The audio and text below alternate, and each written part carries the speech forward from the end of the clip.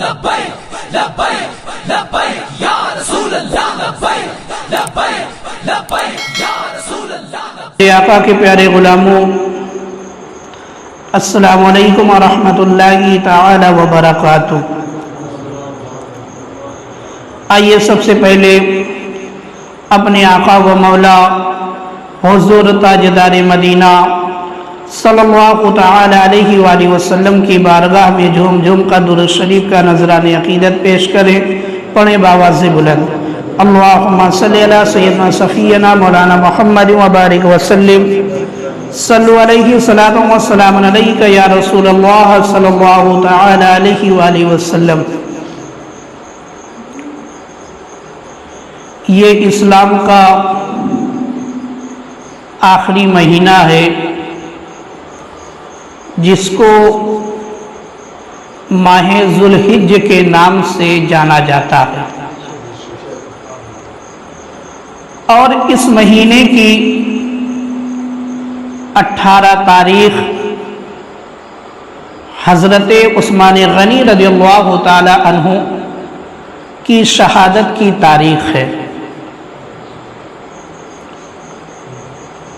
حضرت عثمان غنی رضی اللہ تعالی عنہ کے تعلق سے اہل سنت و جماعت کا عقیدہ جو ہے وہ یہ ہے کہ افضلیت کے حساب سے صحابہ اکرام کی جماعت میں آپ کا تیسرا نمبر ہے، آپ کا تیسرا نمبر ہے۔ پہلے نمبر پر حضرت ابو بکر صدیق رضی اللہ تعالی عنہ ہیں، اور دوسرے نمبر پر حضرت عمر فاروق اعظم رضی اللہ تعالی عنہ ہیں، اور تیسرے نمبر پر حضرت عثمان غنی رضی اللہ تعالی عنہ ہیں۔ یہ اہل سنت و جماعت کا عقیدہ ہے، یعنی صحابہ اکرام کی جماعت میں جو 1,24,000 صحابہ اکرام ہیں، ان میں جو ہے تیسرا نمبر حضرت عثمان غنی رضی اللہ تعالی عنہ کا ہے، اور آپ کو بے شمار فضیلتیں ایسی حاصل ہیں جو کسی اور صحابی کو نہیں حاصل ہوئی۔ جیسے آپ داماد نبی ہیں، آپ داماد نبی ہیں، آپ کے نکاح میں جو ہے میرے آقا سرکار دو عالم صلی اللہ تعالی علیہ وآلہ وسلم کی 2 بیٹیاں جو ہے آئی ہیں۔ میرے آقا نے اپنی 2 بیٹی کا نکاح جو ہے حضرت عثمان غنی سے کیا ہے۔ ایک پر تو بہت شور مچایا جاتا ہے، اور جن کے حق میں 2 بیٹیاں آئیں ان کا نام لوگ دبانے کی کوشش کرتے ہیں۔ اور صرف یہی تک نہیں، سب سے زیادہ ناانصافی تو اہل سنت خود کرتے ہیں۔ کیونکہ اہل سنت ہی جو ہے وہ خود حضرت عثمان غنی کا تذکرہ چھوڑ دیتے ہیں۔ جیسے مثال کے طور پر سمجھ لیں، میں مخالف نہیں ہوں، میں اس بات کا مخالف نہیں ہوں کہ ماہ محرم الحرام کے اندر جو ہے حضرت امام حسین کا ذکر نہ کیا جائے، یا اور شہدائے کربلا کا ذکر نہ کیا جائے۔ نہیں میرے مسلمان بھائیوں، جس طریقے سے ہم اور آپ اہل بیت کا ذکر کرتے ہیں، امام حسین کا ذکر کرتے ہیں، ان کے نام سے نظر و نیاز کا اہتمام کرتے ہیں، فاتحہ خوانی کرتے ہیں، قرآن خوانی کرتے ہیں، اسی طریقے سے جو ہے خلفائے راشدین کا بھی اہتمام کرنا چاہیے۔ ان کی شہادت کی تاریخ پر جو ہے فاتحہ خوانی کا اہتمام کرنا چاہیے، ایصال ثواب کا اہتمام کرنا چاہیے۔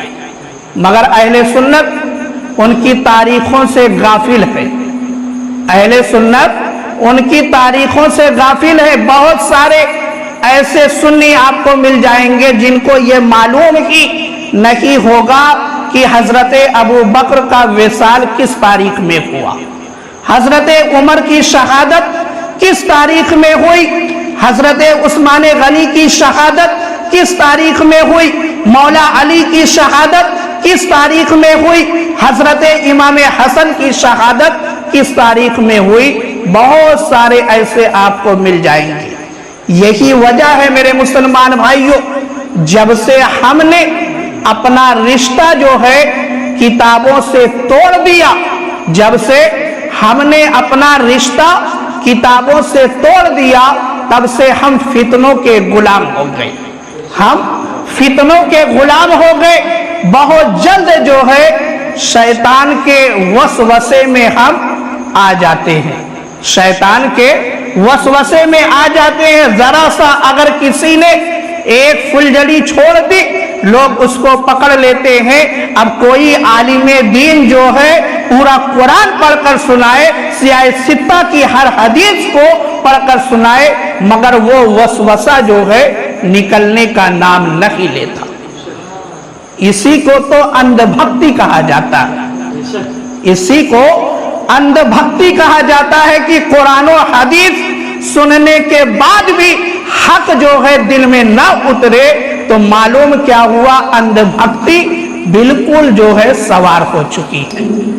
तो मेरे मुसलमान भाइयों, खुतबे मसनूना के बाद मैंने जिस आयत करीमा की तिलावत करने का शरफ हासिल किया है, अल्लाह ताला ने कुरान मजीद के अंदर इरशाद फरमाया, या अय्युहन नबी, ऐ नबी, कुल लि अज़वाजिका, ऐ मेरे महबूब आप अपनी अज़वाज अपनी बीवियों से फरमा दीजिए, व बनातिका और अपनी शहजादियों से, व निसाइल मोमिनीन और मुसलमानों की बेटियों से, औरतों से, मुसलमान औरतों से आप फरमा दीजिए।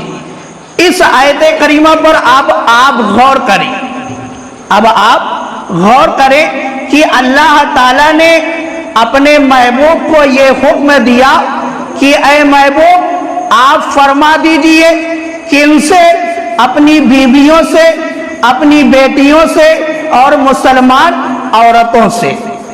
इसके अंदर जितने भी अल्फाज आए हैं सब जो है जमा के सेगे हैं, यानी जमा वाला अल्फाज अल्लाह ताला ने इस्तेमाल फरमाया है। जैसे अज़वाज, अज़वाज जो है ज़ौज की जमा है, व बनाती का बिन्त की जमा है, व निसाइल मोमिनीन ये भी मोमिनीन जो है मोमिन की जमा है। अब मेरे मुसलमान भाइयों, अरबी ग्रामर के हिसाब से जो है जब कोई चीज जो है दो से ज्यादा होगी, दो से ज्यादा होगी, तब जो है जमा का सेगा इस्तेमाल किया जाएगा। अरबी ग्रामर के हिसाब से जब कोई चीज जो है दो से ज्यादा होगी तब जो है जमा का सेगा इस्तेमाल किया जाएगा। तो इस आयत करीमा के अंदर जो है अल्लाह ताला ने फरमाया है व बनाती का, जो बिन्त की जमा है। तो मालूम क्या हुआ कि मेरे आका सरकारे दो आलम सल्लल्लाहु ताला अलैहि वसल्लम को अल्लाह ताला ने सिर्फ एक बेटी नहीं अता फरमाई थी। मालूम क्या हुआ इस आयत करीमा से कि अल्लाह ताला ने मेरे आका को सिर्फ एक बेटी नहीं अता फरमाई थी, बल्कि एक से ज्यादा बेटियां अता फरमाई थी। इस आयत करीमा से ये चीज मालूम हुई। अब आप अपने आका की सीरत को पढ़ें, आप अपने आका की सीरत को पढ़ें तो सीरत की तमाम किताबों के अंदर आपको यही मिलेगा कि मेरे आका सरकारे दो आलम सल्लल्लाहु ताला अलैहि वसल्लम को अल्लाह ताला ने 4 बेटियां अता फरमाई थी। 4 बेटियां, उनका नाम क्या है? हजरत ज़ैनब, एक बेटी का नाम हजरत ज़ैनब, एक बेटी का नाम हजरत रुकैया, एक बेटी का नाम जो है हजरत उम्मे कुलसूम और एक बेटी का नाम हजरत फातिमा ज़हरा। یہ 4 بیٹیاں ہیں جو میرے آقا کی شہزادیاں ہیں، اور ان کا نکاح، پہلی بیٹی حضرت زینب کا نکاح کن کے ساتھ ہوا؟ حضرت ابو العاص رضی اللہ تعالی عنہ کے ساتھ۔ حضرت زینب کا نکاح جو ہے حضرت ابو العاص رضی اللہ تعالی عنہ کے ساتھ ہوا، اور حضرت رقیہ اور حضرت ام کلثوم کا نکاح جو ہے حضرت عثمان غنی رضی اللہ تعالی عنہ کے ساتھ ہوا، اور حضرت فاطمہ زہرا رضی اللہ تعالی عنہا کا نکاح جو ہے حضرت علی شیر خدا رضی اللہ تعالی عنہ کے ساتھ ہوا۔ اب میرے مسلمان بھائیوں، تاریخ کو آپ کھنگالیں، حضرت آدم علیہ السلام سے لے کر اپنے آقا، ہم سب کے آقا سرکار دو عالم صلی اللہ تعالی علیہ وآلہ وسلم تک جتنے بھی انبیاء اکرام تشریف لائے، ساری تاریخ کو، سب انبیاء اکرام کی سیرتوں کو آپ پڑھ ڈالیں، آپ پڑھ ڈالیں۔ تاریخ کے اندر کہیں پر بھی آپ کو یہ نہیں ملے گا کہ کسی بھی شخص کے نکاح میں جو ہے، کسی بھی شخص کے نکاح میں جو ہے نبی کی 2 شہزادیاں آئی ہو۔ کسی بھی انسان، کسی بھی شخص کے نکاح میں جو ہے 2 بیٹیاں، نبی کی 2 بیٹیاں کسی کے نکاح میں نہیں آئی۔ یہ شرف صرف جو ہے حضرت عثمان غنی رضی اللہ تعالی عنہ کو حاصل ہے کہ آپ کے نکاح میں جو ہے میرے آقا کی 2 شہزادیاں جو ہے آئی۔ پہلے میرے آقا نے حضرت رقیہ کا نکاح فرمایا۔ جب 2 ہجری کے اندر حضرت رقیہ کا انتقال ہو گیا تو میرے آقا نے اپنی دوسری بیٹی حضرت ام کلثوم کا نکاح کر دیا، اور یہ نکاح جو ہے میرے آقا نے اپنی مرضی سے نہیں کیا۔ میرے آقا نے یہ نکاح اپنی مرضی سے نہیں کیا، بلکہ حدیث پاک کے اندر آتا ہے کہ میرے آقا نے خود فرمایا کہ جبریل نے آ کر جو ہے مجھے اللہ کا یہ پیغام دیا، اللہ کا یہ کلام مجھ تک پہنچایا کہ اللہ تعالیٰ فرماتا ہے کہ اے میرے محبوب عثمان کے نکاح میں جو ہے اپنی بیٹیاں دے دو۔ یعنی اللہ نے حکم دیا کہ اے میرے محبوب رقیہ کا نکاح جو ہے عثمان کے ساتھ کر دیا جائے، ام کلثوم کا نکاح جو ہے عثمان کے ساتھ کر دیا جائے۔ یہ اللہ کا حکم تھا، حضرت جبریل وحی لے کر آئے تھے، پھر میرے آقا نے جو ہے نکاح فرما دیا۔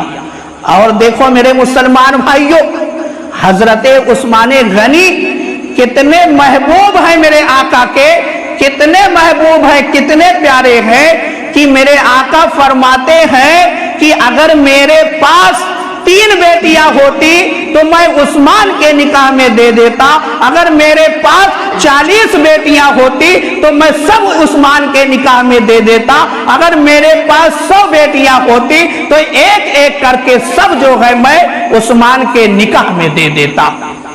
یہ شان ہے حضرت عثمان غنی کی کہ میرے آقا نے یہ فرمایا کہ ساری بیٹیاں جو ہے میں عثمان کے نکاح میں دے دیتا۔ اب میرے مسلمان بھائیوں، یہاں پر ایک سوال لوگ پیدا کرتے ہیں، بہت غور سے سننا۔ سوال یہ پیدا کرتے ہیں کہ اگر نبی کی 4 بیٹیاں تھیں تو مباہلہ کے وقت نبی جو ہے کیوں نہیں سب بیٹیوں کو لے کر آئے، صرف جو ہے حضرت فاطمہ کو کیوں لے کر آئے؟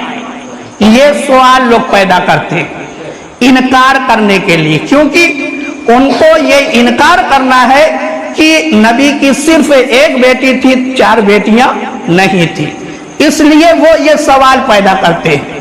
تو میرے مسلمان بھائیوں، اس کا سیدھا سادہ جواب یہی ہے کہ میرے آقا مباہلہ کے وقت جو ہے 3 اور بیٹیوں کو کیوں نہیں لائے؟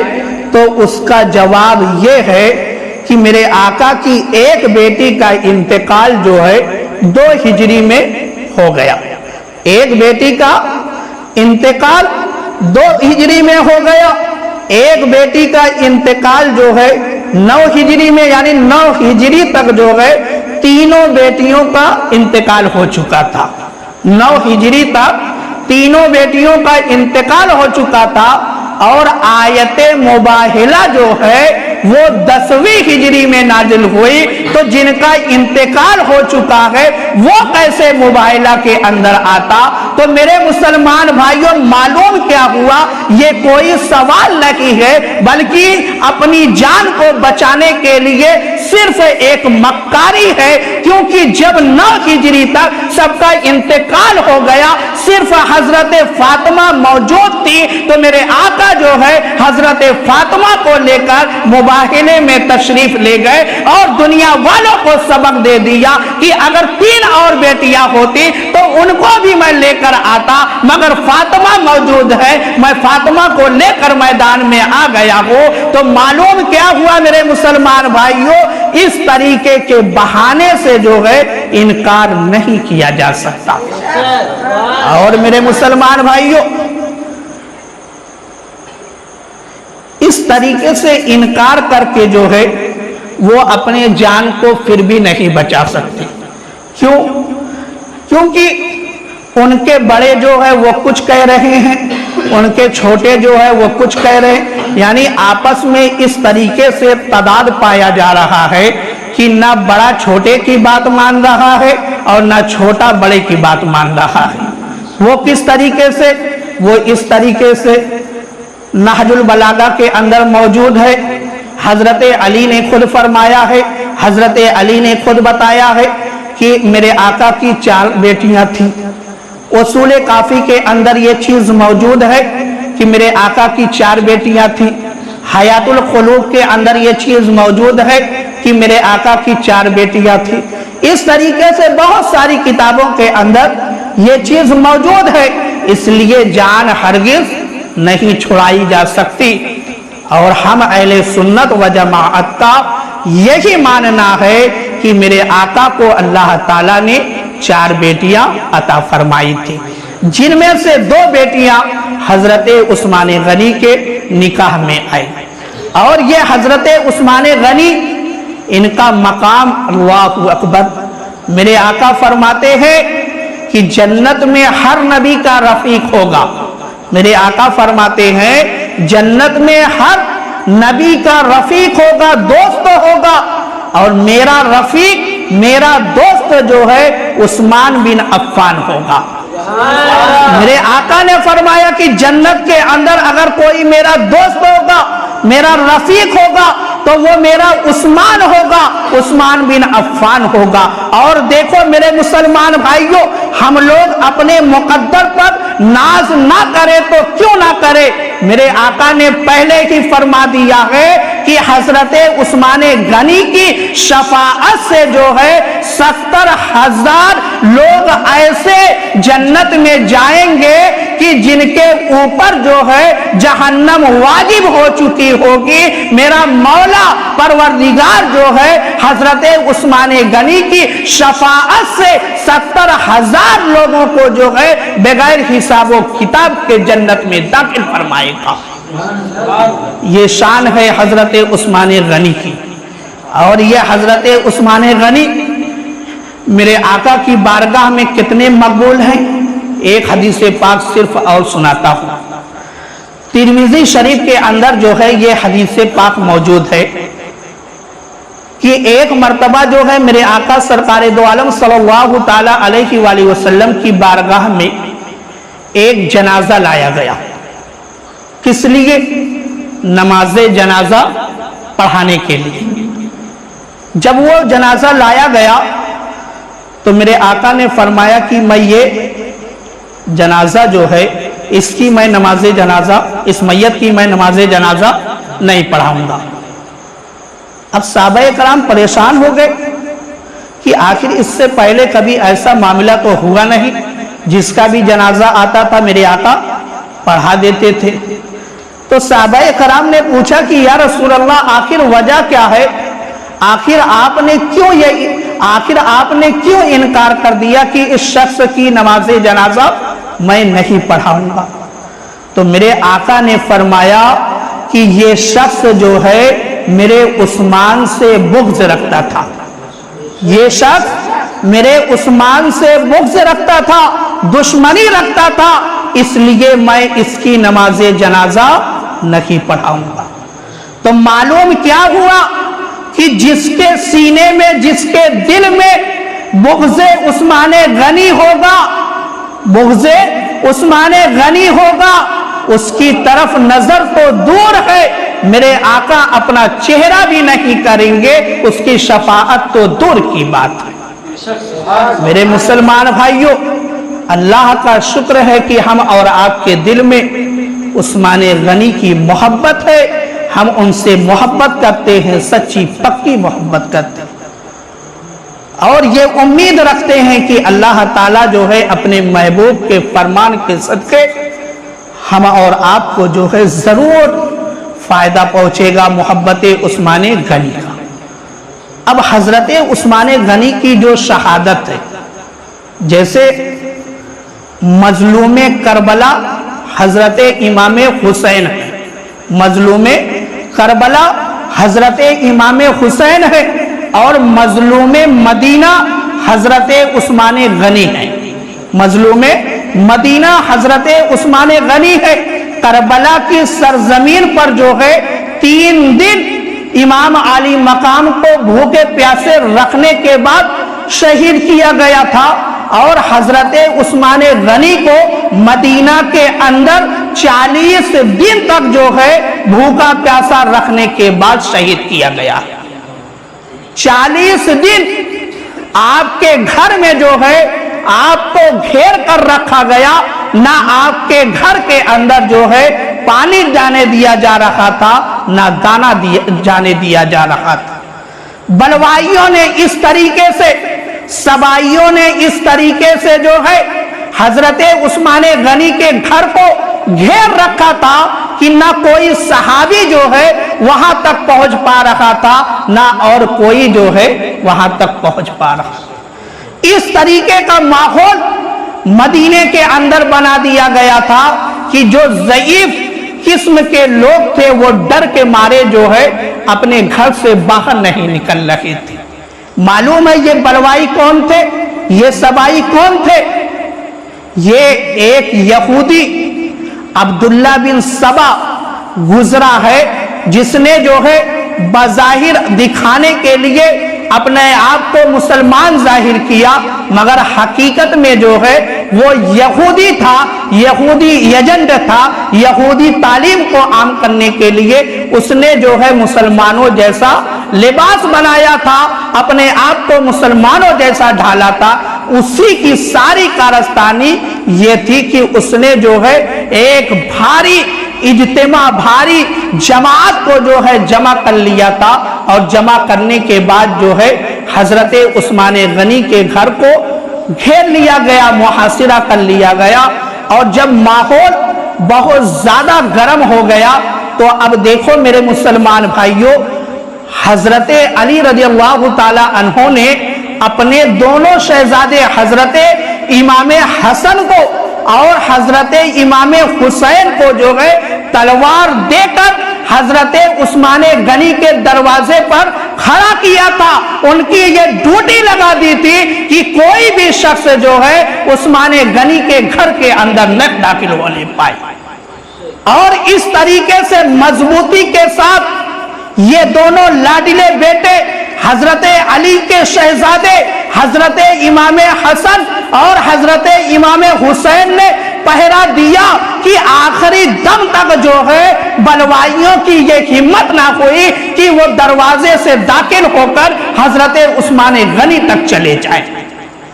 اور میرے مسلمان بھائیوں، پیچھے سے داخل ہوئے تھے بلوائی، یعنی آپ کے مکان کے پیچھے سے جو ہے داخل ہوئے۔ جب داخل ہوئے ہیں اس وقت جو ہے حضرت عثمان غنی روزے کی حالت میں تھے، اور آپ جو ہے قرآن مجید کی تلاوت کر رہے تھے۔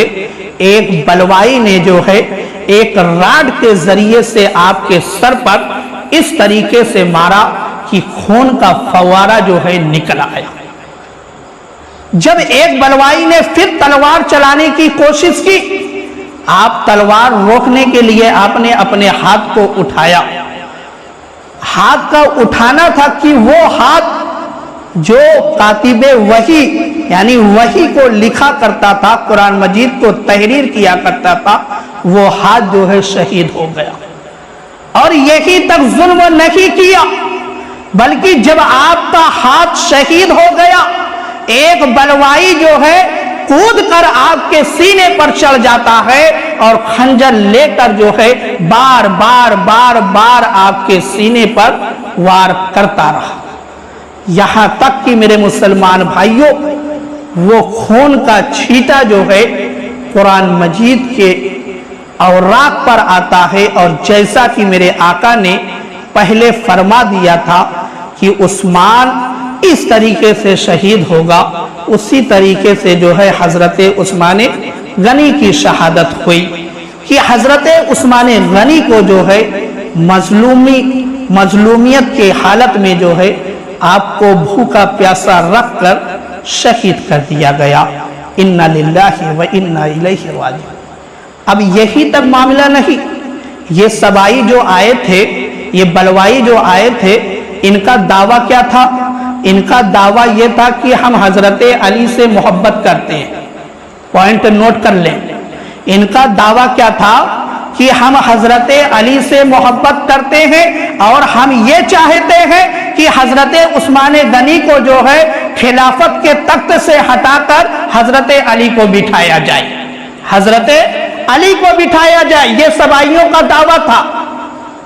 مگر دیکھو یہ صرف دعویٰ ہی دعویٰ تھا، کیونکہ جب حضرت امام حسن اور حضرت امام حسین حضرت عثمان غنی کے تحفظ کے لیے تلوار لے کر میدان میں آئے تھے، تو میدان میں جو ہے حضرت امام حسن بھی زخمی ہوئے تھے اور حضرت امام حسین بھی زخمی ہوئے تھے۔ تو معلوم کیا ہوا کہ یہ سبائی جو ہے نہ امام حسین کے ہیں، نہ امام حسن کے ہیں، نہ حضرت علی کے ہیں، کسی کے بھی نہیں ہیں، حقیقت میں یہ یہودی ہیں اور یہودیت کو پھیلانا چاہتے ہیں۔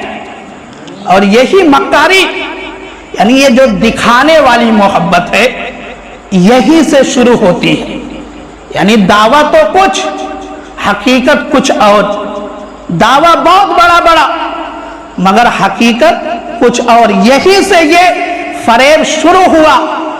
آخر میں یہاں تک کہ امام حسن کے ساتھ بھی اسی طریقے سے لوگوں نے دھوکہ کیا، دعویٰ کیا، دکھاوا کیا، مگر آخر میں وہ بھی شہادت کا جام نوش کر لیتے ہیں۔ اسی طریقے سے حضرت علی کے ساتھ بھی ہوا، امام حسین کے ساتھ بھی ہوا۔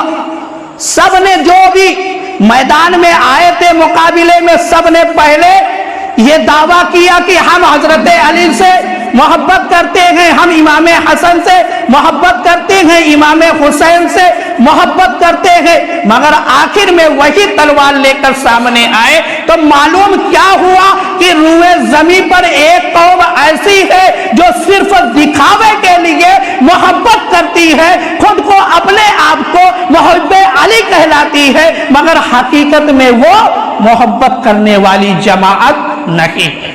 میرے مسلمان بھائیوں، تاریخ بہت لمبی ہے، آپ تاریخ عبداللہ بن سبا کی تاریخ کو پڑھیں، آپ کو اس کے عقائد، اس کی تعلیمات، اس کا مشن جو ہے سب آپ کی سمجھ میں آئے گا، اور حقیقت بھی آپ کے سامنے آ جائے گی کہ جو اہل سنت آج اپنی مجلسوں میں بتاتے ہیں وہ غلط نہیں بلکہ حقیقت کی عکاسی کرتے ہیں۔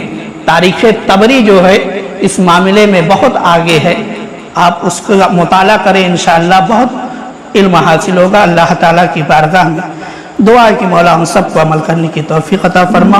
وآخر دعوانا الحمدللہ رب العالمین۔